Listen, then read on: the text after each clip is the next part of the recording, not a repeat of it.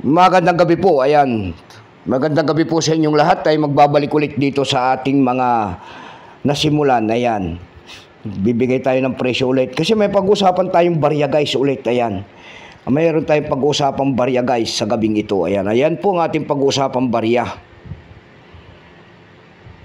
2 euro ng bansang Germany, ayan. Year 2010. Ayan. Ayan ang atin. Tignan natin to kung magkano ng mga coins na ganito na bintahan sa ating mga online selling. Pero bago yan tayo magpapasalamat muna sa lahat na masugid na ating mga tagapagsubaybay dito po sa ating munting channel guys. Lalo na ang aking mga subscriber dyan. Magandang gabi po sa inyong lahat. Ayan. Welcome po dito sa ating YouTube channel, Samuel Soriano TV 29. Ayan. Maraming salamat din po sa mga tagapalo ko dyan sa aking FB page. Lahat po na nakapalo sa aking FB page, Samuel Soriano po.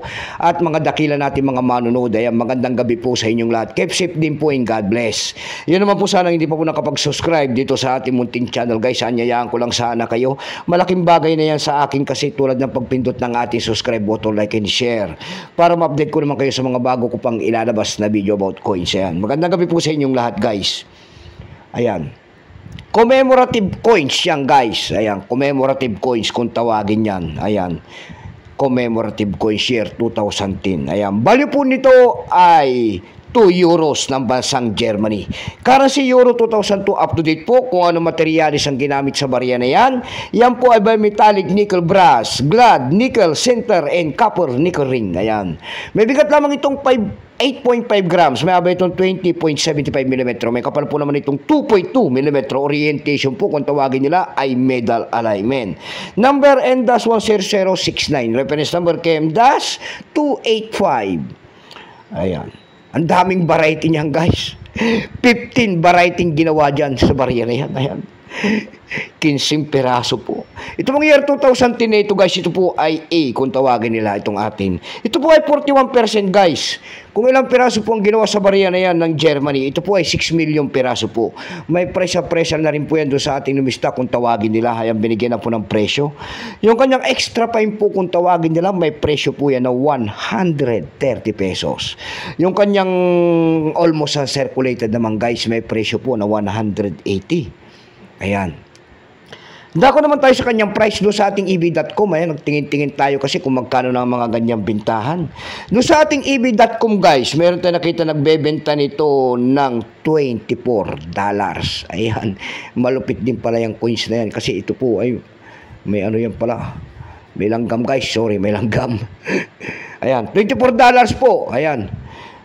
Nasundan po ito ng $11.65. Yung pinakamababa po na bintahan doon guys. At guys, sa ating eb.com, ito po ay $4.72. Commemorative coins kasi yan. Ayan. Dako naman tayo sa Carousel PH. Sa Carousel PH guys, ayan. Ang seller po ay si Abrandio. Ay, Abrandio. Ayan. Doon sa Carousel PH, sa Brando po, ang kanyang seller po, ayan, binibenta niya na 6,000 po ang kanyang 2 euro doon ng itong ating hawak. Ayan. Nasundan po ito ng 350 pesos guys na bintahan. Dako naman tayo sa eb.com PH. Ayan.